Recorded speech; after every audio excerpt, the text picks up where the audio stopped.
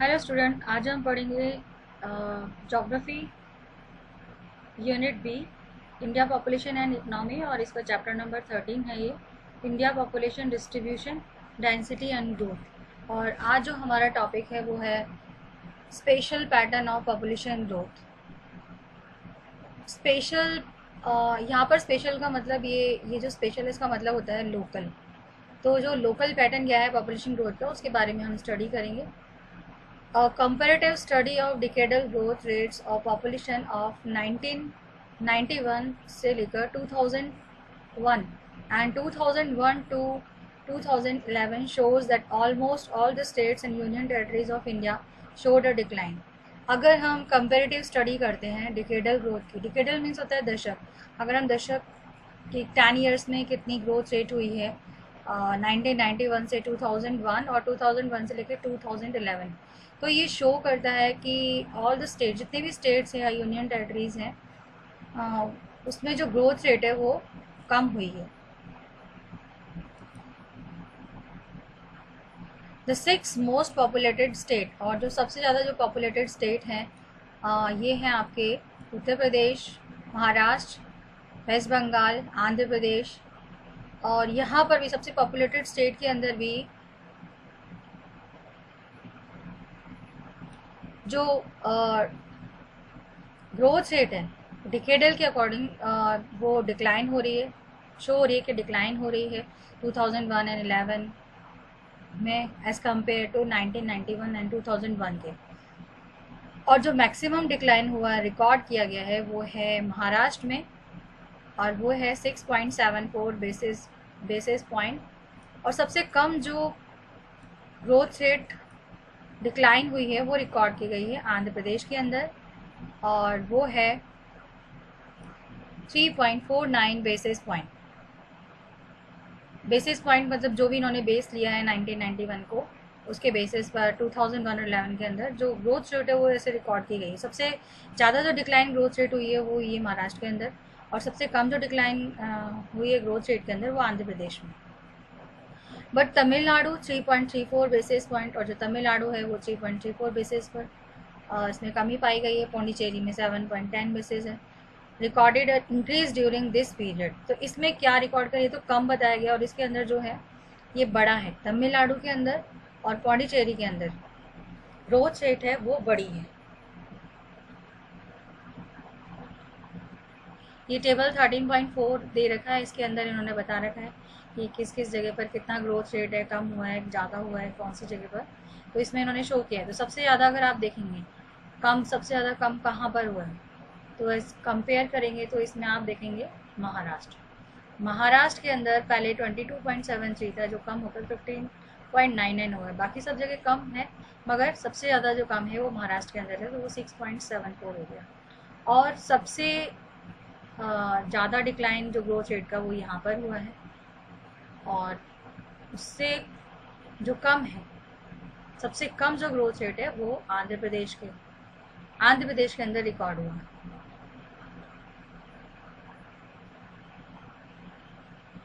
और वो आप अगर देखेंगे तो ये पहले कितना था, ये 14.59 था, जो कि 11 बन रहा है, तो केवल 3.49 है ये जो कम हुआ है। तो ये कम ग्रोथ रेट इसमें डिक्लाइन हुई है। और तमिलनाडु, पौंडीचेरी, और अगर आप देखेंगे तमिलनाडु और पौंडीचेरी को, तो ये तमिलनाडु है, तो इसके अंदर बड़ा है, ग्रोथ रेट कम नहीं हुई है, इसके अंदर ग्रोथ रेट बड़ी है। पहले 11.72 था, जो कि 15.06 है। और ऐसे ही अगर आप देखेंगे तमिलनाडु के अलावा जो पौंडीचेरी है यूनियन टेरिटरीज के अंदर, ये इसको पुडुचेरी बोलते हैं, यहाँ पर जो आप देखेंगे यहाँ पे 20.62 था, और जो ग्रोथ रेट बढ़कर 27.72 हो गया। तो यहाँ पर ये जो चीज़ है ये बड़ी है, कम नहीं हुई है।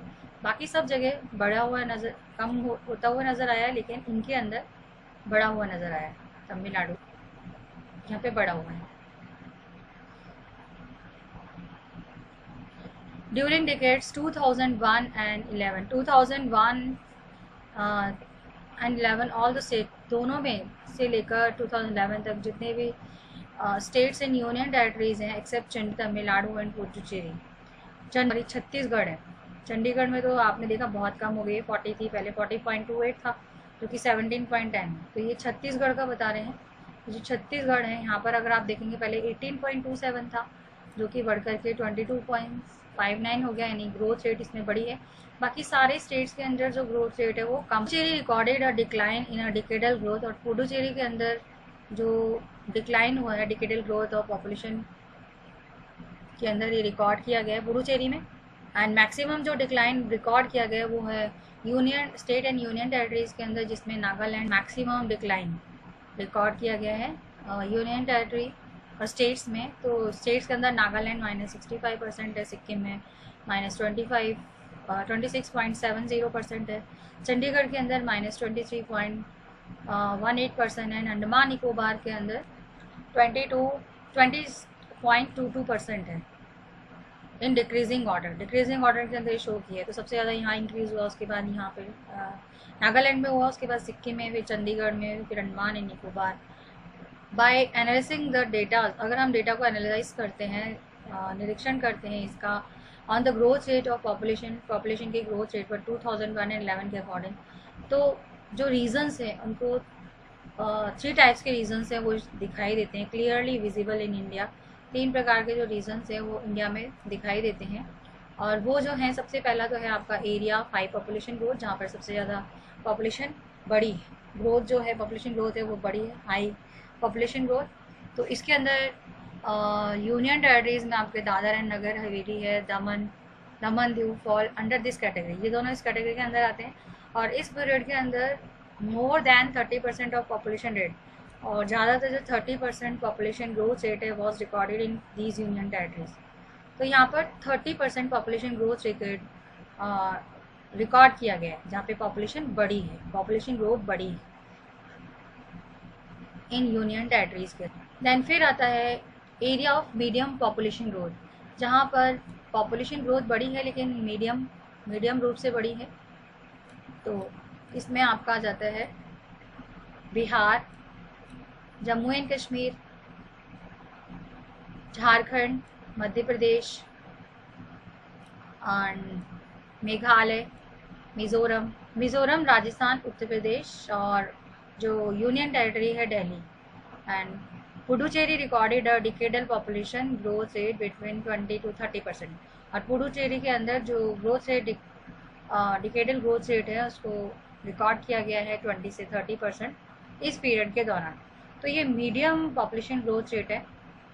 दैन सबसे कम जो पॉपुलेशन ग्रोथ रेट जो हुई है वो ये एरियाज़ हैं जिसमें स्टेट्स एंड यूटी मीन्स होता है यूनियन टेरिटरीज इसमें इंक्लूड किए गए हैं या रिकॉर्ड हुआ है वहाँ पर, और ये जिसमें 20% से less than population growth rate record की गई है वो है Andhra Pradesh, Assam, Goa, Gujarat and Haryana, Himachal Pradesh, Karnataka, Kerala, Maharashtra, Manipur, Nagaland, Orissa, Punjab, Sikkim, Tamil Nadu, Tripura, Uttarakhand, west Bengal, Andaman Nicobar, Chandigarh and Lakshadweep.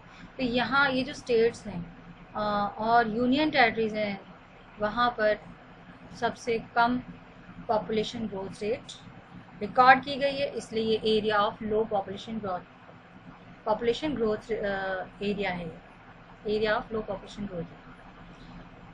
Then अब हम पढ़ेंगे कॉन्सिक्वेंसेस मतलब होता है रिजल्ट, जिसको हम बोलते हैं क्या परिणाम हुआ पॉपुलेशन ग्रोथ का। तो पॉपुलेशन ग्रोथ का परिणाम ये हुआ है कि the population of India is growing at a very rapid rate, जो पॉपुलेशन है इंडिया की वो बहुत तेज़ी से बढ़ रही है, ठीक है। तो 1901 के अंदर अगर आप देखते हैं तो पॉपुलेशन जो थी इंडिया की वो 23.8 करोड़ थी, और जो कि बढ़कर के 84.64 करोड़ हो गई है 1991 में।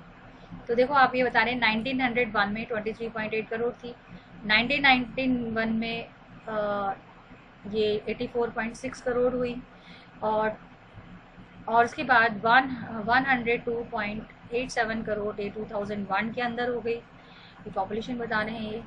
2001 के अंदर, और 121.05, आप ये देखेंगे तुरंत ये 102.87 से बढ़कर के 121.05 करोड़ ये 2011 के अंदर हो गई है। तो पॉपुलेशन बहुत तेज़ी से बढ़ रही है, पॉपुलेशन ग्रोथ रेट है वो बहुत तेज़ी से बढ़ रहा है। एवरी 6th पर्सन, और हर जो छठा व्यक्ति है अर्थ का, उसको इंडियन कहा जाता है। कि कोई भी अगर अर्थ में जन्म लेगा तो 6th जो पर्सन होगा वो इंडियन होगा। All the efforts of planned economic growth are failing due to population growth. और जितने भी कोशिश की जा रही है प्लान्ड इकनॉमी की, जो प्लानिंग की जा रही है इकनॉमी को बढ़ाने के लिए, वो फेल होती जा रही है क्योंकि पॉपुलेशन ग्रोथ जो है वो कंटिन्यू बढ़ रहा है। The level of education is still very low, और जो लेवल है एजुकेशन का वो बहुत कम है। ये इफेक्ट दे रखा है। तो सबसे पहला इफेक्ट क्या हो गया कि जो भी कोशिश है प्लान्ड इकोनॉमिक ग्रोथ की वो फेल हो रही है पॉपुलेशन ग्रोथ की वजह से। और दूसरा इफेक्ट क्या हो गया कि जो लेवल है एजुकेशन का वो बहुत कम है। अबाउट 27% जो पॉपुलेशन है इंडिया की वो उसको एजुकेशन की नहीं मिल पा रही है या लैकिंग ऑफ एजुकेशन है। According to census 2011 literacy rate in India 73.0% ये है। ये लिटरेसी रेट का इन्होंने बता रखा है कितना है इंडिया के अंदर, 73.0% है। और जिसमें फीमेल लिटरेसी रेट है वो बहुत लोअर है मेल की अपेक्षा। तो यानी कि जो लेवल है एजुकेशन का वो कम है। ये सेकेंड इफेक्ट है पॉपुलेशन ग्रोथ के होने का। देन थर्ड जो है, most of the people in India are influenced by the rudiments and old tradition. यानी कि पुरानी जो परंपराएं हैं उनको अपना रहे हैं। रूडिमेंट्स मतलब जो पहले से जो विचारधाराएं चली आ रही हैं कि भाई मेन जो है क्या चाहिए हमको, बॉय चाहिए अपना परिवार चलाने के लिए, और आगे जो दाह संस्कार भी करेगा तो परिवार लड़का ही करेगा। तो इस चक्कर में मोस्टली लड़के की चाह के अंदर जो पॉपुलेशन एक तरह से बढ़ रही है, अगर लड़की हो रही है तो फिर वापस से लड़के की चाह के अंदर जो पॉपुलेशन है वो कंटिन्यूसली बढ़ रही है।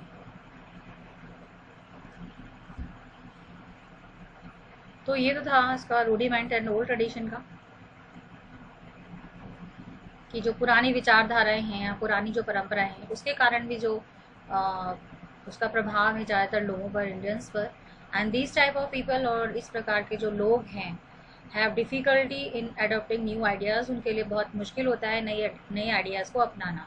कि जैसे मान लीजिए आजकल जो गवर्नमेंट भी, उन्होंने भी ऐसी स्कीम चला रखी है कि अगर गर्ल चाइल्ड, अगर आप सिंगल गर्ल चाइल्ड है तो आपको ये फैसिलिटीज़ दी जाएंगी, उसकी एजुकेशन फ्री रहेगी और उसका जो खर्चा है वो गवर्नमेंट उठाएगी। लेकिन लड़के की चाह के अंदर वो इस बात से कोई उनके लिए मतलब नहीं है कि अगर बच्चे अगर 3 हो रहे हैं 4 हो रहे हैं तो कोई फ़र्क नहीं पड़ रहा है उनको। मेल चाइल्ड चाहिए। It is natural to maintain birth rate, और ये नेचुरल है कि बर्थ रेट को मेंटेन करने के लिए at a high level if under the influence of custom and traditions. जो भी कस्टम एंड ट्रेडिशन के जो प्रभाव में जो लोग हैं, people do not adopt the measure of birth control. तो वो क्या करते हैं, बर्थ कंट्रोल के जो मेजर्स हैं, जो तरीके हैं, उनको नहीं अपनाते हैं। And do not make any efforts against the child birth, और कोई कोशिश भी नहीं करते हैं कि चाइल्ड बर्थ ना हो या किसी तरह से पॉपुलेशन को कंट्रोल किया जा सके। तो ये इसमें दे दिया।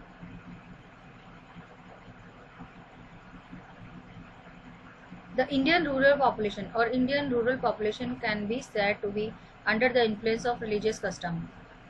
और हम ये कह सकते हैं कि जो भारतीय गांव की जो पॉपुलेशन है, रूरल मीन्स गांव होता है, गांव की जो पॉपुलेशन है वो रिलीजियस कस्टम के प्रभाव में है। इन्फ्लुएंस मतलब होता है प्रभाव, तो जो रिलीजियस यानी धार्मिक जो कस्टम है उनके प्रभाव में आती है। एंड सुपरस्टिशियस बिलीफ या अंधविश्वास, जो उनकी बिलीफ हैं उस पर ये लोग विश्वास करते हैं, अंधविश्वास पर ज़्यादा ध्यान देते हैं।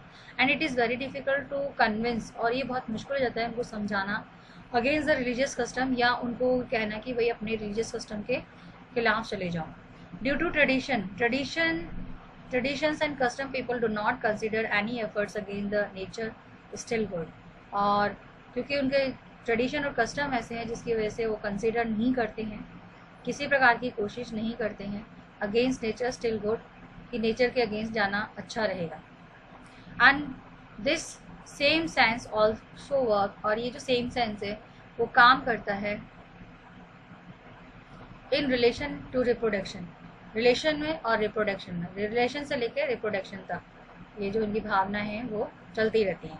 क्योंकि मोस्टली लोग ऐसे सोचते हैं ठीक है बच्चा भगवान की देन है, आने दो, और लेकिन उनको ये नहीं पता कि इस बच्चे को कैसे पाला जाएगा, आगे चल के इसका फ्यूचर क्या होगा, या इसको हम अच्छी एजुकेशन दे सकते हैं या नहीं दे सकते हैं, हेल्थ है या नहीं है, इससे उनको कोई लेना देना नहीं है. लेकिन बच्चा भगवान की देन है, इसलिए रिप्रोडक्शन करते चलो.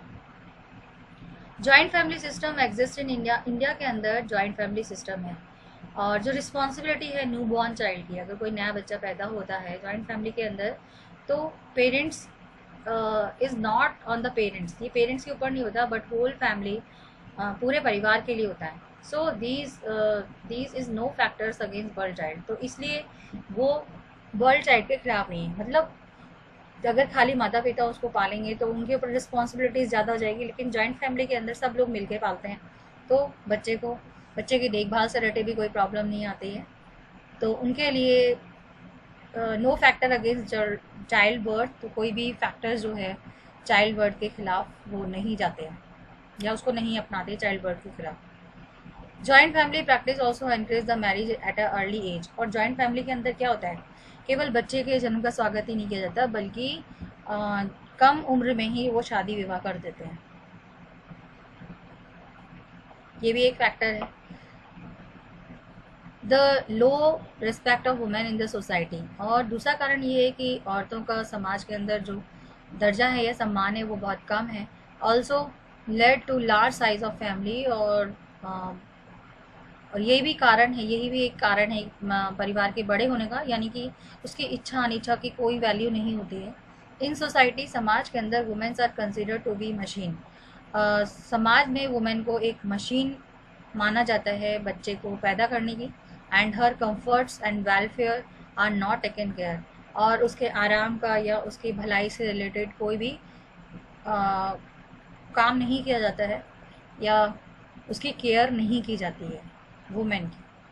Indian society is very much rural. भारतीय जो समाज है वो काफ़ी ग्रामीण समाज मान सकते हैं हम इसको, काफ़ी ग्रामीण सोसाइटी है यहाँ की, रूरल सोसाइटी है. Urbanisation here still less than other countries. और जो अर्बनाइजेशन है यहाँ पर कम है दूसरी कंट्री की अपेक्षा. अकॉर्डिंग टू 2011 सेंसस के अकॉर्डिंग 68.84% पॉपुलेशन जो है वो गांव के अंदर रहती है. 2000 सेंसस के अकॉर्डिंग 68.84% पॉपुलेशन जो है वो रूरल एरियाज़ के अंदर रहती है कंट्री की. और बाकी जो 31% है, 31.16% है, ये टाउन्स के अंदर रहती है. People in village lives in simple life. गांव के अंदर लोग साधारण जीवन जीते हैं, खेती करते हैं. And keep their tradition. और अपने जो परंपरा है या रीति रिवाज हैं उनको फॉलो करते हैं, उनको अपनाते हैं. Due to their affiliations with the joint family. क्योंकि उनका प्रेम है अपने जॉइंट फैमिली के प्रति. They get married at early age. और उनकी जो शादी है वो जल्दी कर दी जाती है क्योंकि वो अपने परिवार के खिलाफ नहीं जा सकते हैं, तो उनकी शादियां जल्दी हो जाती हैं. And they do not show any interest in adopting family planning. और साथ में वो फैमिली प्लानिंग रिलेटिव से रिलेटेड इंटरेस्ट भी नहीं दिखाते हैं, या हम ये कह सकते हैं कि वो फैमिली प्लानिंग मेथड्स को नहीं अपनाते हैं. फॉर दिस रीज़न, इसी कारण से जो बर्थ रेट है गांव के अंदर वो ज़्यादा है. देन फिर आता है socio economic consequences of population. Socio मतलब सामाजिक, इकोनॉमिक मीन्स आर्थिक, कॉन्सिक्वेंसेज मीन्स होता है रिजल्ट. तो यानी कि सामाजिक आर्थिक परिणाम जो हैं पॉपुलेशन ग्रोथ के वो क्या बढ़ रहे हैं. क्योंकि जो पॉपुलेशन है वो बहुत तेज़ी से बढ़ रही है, पॉपुलेशन ग्रोथ रेट है वो बहुत तेज़ी से बढ़ रहा है. Remain biggest challenge. और ये सबसे बड़ी समस्या बन गई है डेवलपिंग इकोनॉमी के लिए. Rapid population growth rate remain the biggest challenge, ये सबसे बड़ी समस्या या चैलेंज बन गया है डेवलपिंग इकोनॉमी के लिए। This is band upon the proving the countries developmental activities. अब जो भी कंट्री डेवलपमेंट से रिलेटेड जो भी एक्टिविटीज़ करती है उसको ये बैंड कर देता है। बैंड मतलब कि मोड़ देता है, यानी कि जितना डेवलपमेंट के लिए काम किया जाता है वो भी कम पड़ जाता है। To be consistently limited and inadequate, कि वो अपर्याप्त जो भी है वो लिमिटेड हो जाता है, एक सीमा हो जाती है उसकी, और इनएडिक्वेट मीन्स अपर्याप्त, और वो पर्याप्त भी नहीं होता सबके लिए, क्योंकि जिस हिसाब से ये लोग प्लानिंग करते हैं उससे ज़्यादा पॉपुलेशन बढ़ जाती है। द प्रॉब्लम्स लाइक, जैसे कि जो समस्या है जैसे कि माइग्रेशन मतलब होता है एक स्थान से दूसरे स्थान पर लोगों का जाना। तो ये migration of people from rural to urban, जो गांव के लोग हैं वो शहरों में आ रहे हैं, तो जो शहर की जो गवर्नमेंट है उसने जो भी प्लानिंग की है वो फेल हो जाती है, क्योंकि नए लोग आ रहे हैं तो उनको बसाने के लिए घर चाहिए, तो घर की कमी हो जाती है, housing shortage of food drains की भी कमी हो जाती है, और ड्रिंकिंग वाटर सप्लाई, जो पीने का पानी है वो भी कम हो जाता है। Ecological imbalance etcetera the result of growing population, ये सारे रिजल्ट हैं पॉपुलेशन के बढ़ने के। Population growth has caused environmental problem, और जो पॉपुलेशन ग्रोथ है इससे क्या होता है ये इन्होंने बताया कि कौन कौन से रिजल्ट हैं। तो सबसे पहले तो पॉपुलेशन ग्रोथ से एनवायरमेंटल प्रॉब्लम बढ़ जाते हैं, या एनवायरमेंटल प्रॉब्लम का कारण ही पॉपुलेशन ग्रोथ है। देन सेकंड जो है due to materialistic approach to life, और जो मटेरियलिस्टिक मतलब जो मटेरियल जो भी हम लोग अपनी ज़िंदगी में हमको सब कुछ चाहिए, सोफ़ा चाहिए, ये चाहिए, वो चाहिए, मतलब इसमें जो भी मटेरियल से रिलेटेड है हमारी जो लाइफ है वो ऐसी है। And natural resources have been ruthlessly, मतलब जो भी नेचुरल रिसोर्सेज हैं उसको बिना सोचे विचारे अंधाधुंध उसको हम एक्सप्लॉइट करते हैं, उसको इलिजिटिमेटली एक्सप्लॉइटेड, यानी कि बिना विचार किए इलीगल तरीके से उसको एक्सप्लॉइट करते हैं। This led to imbalance in nature, इससे क्या होता है कि नेचर में इम्बैलेंस हो जाता है। देन उसके बाद pesticides and chemical fertilisers are being used in name of modern farming. Modern farming के रूप में केमिकल और फर्टिलाइजर्स या पेस्टिसाइड्स हम इनको यूज़ करते हैं, और इससे एडवर्स इफेक्ट पड़ता है लोगों की हेल्थ पर, बुरा असर पड़ता है लोगों की हेल्थ पर। एडवर्स मतलब होता है बुरा असर। And to solve the housing problem houses have been unsystematically constructed. अब हाउसिंग प्रॉब्लम को दूर करने के लिए या समस्या को सॉल्व करने के लिए जो हाउस बनाए जाते हैं वो अनसिस्टमेटिकली होते हैं, मतलब कोई उसका सिस्टम नहीं होता है, और ये बनाए जाते हैं एरेबल लैंड। एरेबल लैंड मतलब होता है जहाँ पर खेती की जा सकती है, जो खेती योग्य ज़मीन है उस पर घर बनाए जाते हैं। इफ़ दिस सिचुएशन परसिस्ट, अगर ये सिचुएशन बनी रही, then the after some time, और कुछ समय बाद जो प्रॉब्लम है फूड ग्रेन की वो आगे चल के सामने सर उठाएगी, मतलब ये समस्या सामने आएगी। अगर हम ऐसे ही सारे जो एरेबल लैंड्स हैं उस पर बिल्डिंग्स बना लेंगे तो फिर खेती किस पे करेंगे, और जब खेती नहीं होगी तो खाने की समस्या आगे सामने आएगी। The existence of many animals and wild life is in danger, और क्योंकि फॉरेस्ट की कटाई होती है बिना सोचे विचारे, तो इस वजह से जो बहुत सारे जो एनिमल्स और वाइल्ड लाइफ हैं वो खतरे में पड़ गए हैं, विच आर वेरी हेल्पफुल, जो कि बहुत ही ज़्यादा हेल्पफुल है हमारे एनवायरनमेंट को बैलेंस करने के लिए। 70% ऑफ द अवेलेबल वाटर, और जो 70% जो पानी अवेलेबल है हमारी कंट्री में वो पॉल्यूट हो चुका है, यानी कि 100% वाटर अगर मान लीजिए है उसमें से 70% जो वाटर है वो पॉल्यूटेड हो गया है, और जो 30% जो बचा है वो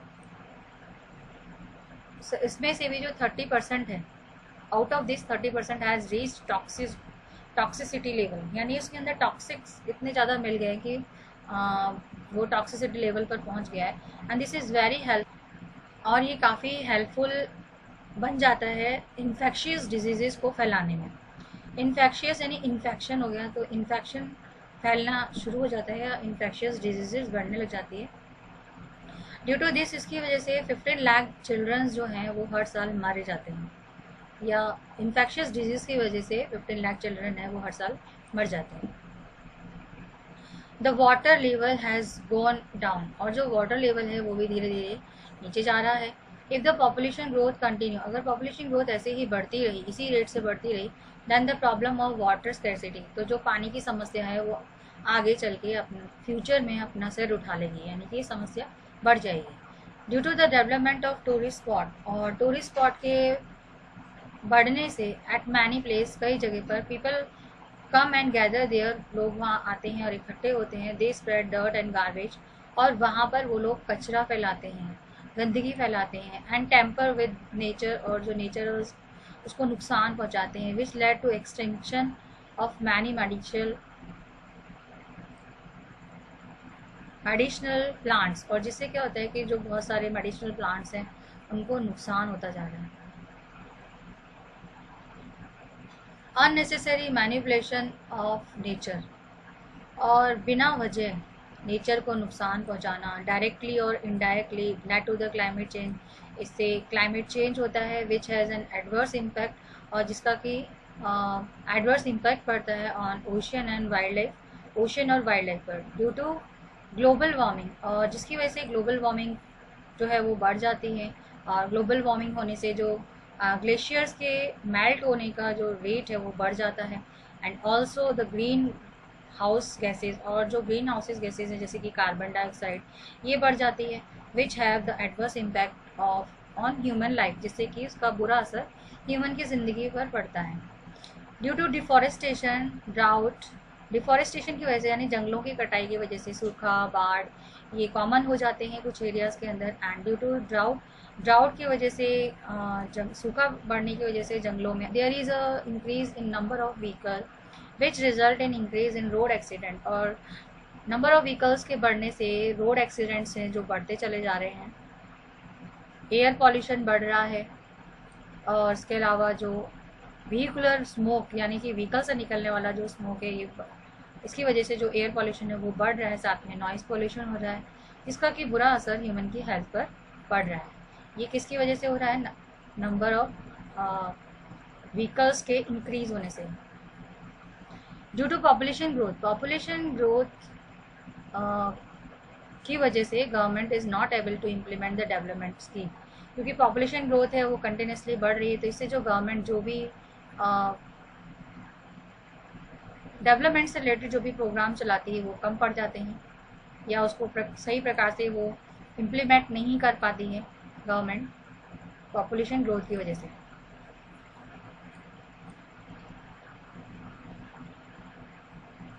under nutrition and starvation, nutrition and starvation, यानी अंडर न्यूट्रिशन मतलब होता है कि न्यूट्रिशन की कमी होना, स्टारवेशन मतलब भूखमरी।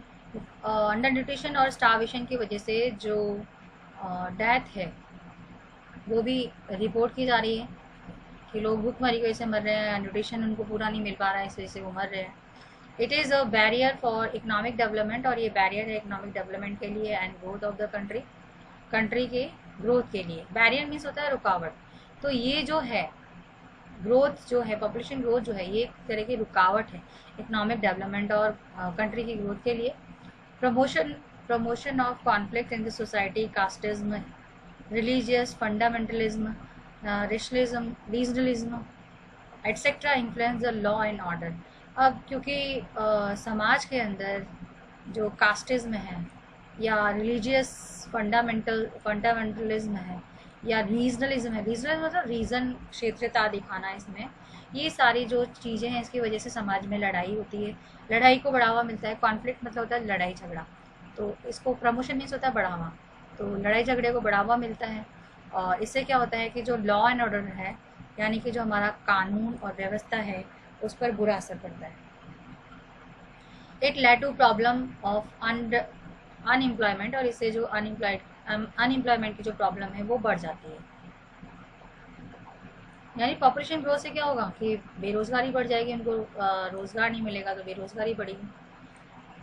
The risk of infectious and deadly diseases like, और जो इन्फेक्शंस के थ्रू जो बहुत ही भयंकर बीमारियां होती हैं जैसे कि एड्स है एंड वेनेरियल डिजीज़ हैं, polio and measles and chicken pox etcetera, ये सब बढ़ जाते हैं। अब पॉपुलेशन, अभी बताने गए पॉपुलेशन ग्रोथ को हम कैसे रोक सकते हैं, तो कौन कौन से मेजर्स हैं जिससे हम पॉपुलेशन ग्रोथ को रोक सकते हैं। तो सबसे पहला है कि जो मैरिज एज है उसको बढ़ाना। It is necessary to raise the age of age at marriage from 21 year for males and 18 years for female. तो जो उम्र है मेल की वो 21 ईयर है मेल की शादी के लिए, और लड़की की 18 साल है, तो उसको बढ़ाना चाहिए। If the age at marriage for female increase, अगर इसको बढ़ा दिया जाता है फीमेल की एज को मैरिज की, तो then they will not only get educated, इससे न केवल उनको पढ़ने का मौका मिलता है या वो पढ़ सकती हैं, but also interested in social and cultural activities, वो सामाजिक और जो सांस्कृतिक एक्टिविटीज़ हैं उसमें अपना इंटरेस्ट दिखा सकती हैं ड्यू टू दिस। और इससे क्या होगा कि जो चाइल्ड बर्थ है उसको कंट्रोल करना पॉसिबल हो जाएगा। सेकेंड जो है आपका इंक्रीज इन प्रोडक्शन, तो प्रोडक्शन को बढ़ाना। When there is increase in production, जब प्रोडक्शन बढ़ेगा तो person get interested raising their physical standard life, और जो फिजिकल स्टैंडर्ड लाइफ है वो अपनी बढ़ाने में जो लोग हैं वो इंटरेस्टेड होंगे। और due to the raised standard life, और क्योंकि जो स्टैंडर्ड लाइफ है यानी कि उनके रहने का जो स्तर है जब वो बढ़ जाता है तो he make plan for better future, तो वो प्लान बनाता है बेटर फ्यूचर के लिए। And this also have the effect controlling, और ये भी एक अपना इफेक्ट डालता है पॉपुलेशन को कंट्रोल करने में। फिर आता है आपका expansion of family welfare programme.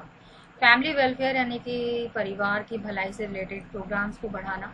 Eight a national and international level government and non governmental organisation, राष्ट्रीय और अंतर्राष्ट्रीय स्तर पर सरकार और गैर सरकारी जो संस्थान हैं उनको कोशिश करते रहना चाहिए जिससे कि वो लोगों को एजुकेट कर सकें और about the benefit of family welfare programme, और लोगों को बता सकें फैमिली वेलफेयर प्रोग्राम से रिलेटेड उनको एजुकेशन प्रोवाइड कर सकें। And they should also make effort, और वो लोगों का प्रोग्राम बनाने की कोशिश कर रहे हैं। देन फिर आता है आपका education. Education can have solution, education के पास ही इस समस्या का हल है, और education can have solution to socio culture problem, ये सामाजिक और कल्चर प्रॉब्लम को दूर कर सकती है। In order to implement family welfare programme, और फैमिली वेलफेयर प्रोग्राम को इम्प्लीमेंट करने का जो सही तरीका है वो है कि ज़्यादा से ज़्यादा जो लोग हैं वो एजुकेटेड हो जाएं। Maximum people should get education. Through education people will not only keep the size of their family, education की वजह से जो लोग हैं ना केवल अपने परिवार के साइज़ को ही कंट्रोल करते हैं, छोटा परिवार रखते हैं, and make efforts to raise their standard of living, वो अपने रहने के स्तर को भी बढ़ाते हैं, but also help in intelligent, और साथ में ये मदद करते हैं अप्रोच टूवर्ड्स द लाइफ, अपनी लाइफ को आगे बढ़ाने में इंटेलिजेंट तरीके से। तो ये सारा आपका हो गया, ये तरीके थे कि किस तरीके से हम पॉपुलेशन ग्रोथ को रोकेंगे तो क्या हमारे साथ हो सकता है, कौन से अच्छे काम हम कर सकते हैं, पॉपुलेशन ग्रोथ बढ़ने से क्या क्या नेगेटिव इफेक्ट्स आते हैं। तो ये आपका चैप्टर कंप्लीट हो गया। ये इंपॉर्टेंट पॉइंट्स हैं वही इसको रिमाइंडिंग करने के लिए दिए हुए चैप्टर में कि क्या क्या चीज़ें आपने पढ़ी हैं उससे रिलेटेड। तो सबसे पहले इसमें इंपॉर्टेंट है इंडिया जो है सेकंड मोस्ट पॉपुलस कंट्री है वर्ल्ड की आफ्टर चाइना। इंडिया जो है वो इसके अंदर इंडिया के जो टोटल एरिया है वर्ल्ड का वो 2.4% है। टोटल पॉपुलेशन इंडिया की जो है 121.001 ये बोला गया है करोड़ 2011 के अकॉर्डिंग है, और जिसमें जो मेल की पॉपुलेशन है 62.37 करोड़ मेल्स आ गए और फीमेल्स आ गए आपके 58.64 करोड़ फीमेल्स हैं। पूरा याद नहीं है तो उसको पॉइंट्स में याद कर सकते हैं। Then distribution of density of population in India जो है वो अनइवन है, एक जैसी नहीं है डेंसिटी पॉपुलेशन का डिस्ट्रीब्यूशन। इंडिया रिकॉर्डेड है नेगेटिव ग्रोथ, इंडिया के अंदर नेगेटिव ग्रोथ रिकॉर्ड किया गया है 1921 के बाद से। And according to census 2011 average density population India की जो है वो 382 पर्सन पर स्क्वायर किलोमीटर है, यानी एक स्क्वायर किलोमीटर में 382 पर्सन रहता है। और in India the state of West Bengal, India के अंदर जो स्टेट है West Bengal and union territory Delhi जो है यहाँ पे सबसे ज़्यादा हाईएस्ट पॉपुलेशन डेंसिटी पाई जाती है। और इसमें दिल्ली के वेस्ट बंगाल के अंदर 1029 पर्सन पर स्क्वायर किलोमीटर रहते हैं और दिल्ली के अंदर 11,297 पर्सन पर स्क्वायर किलोमीटर में रहते हैं. During the decades 2001 and 11 the growth rate of population ये कम हुई है, 17.64% रही है इंडिया की. तो ये आपका चैप्टर कंप्लीट हो गया है. तो आपको इस पर पढ़ना है, रिवाइज करना है, और अगर कुछ समझ में नहीं आता है तो पूछना है. Okay, bye, have a nice day.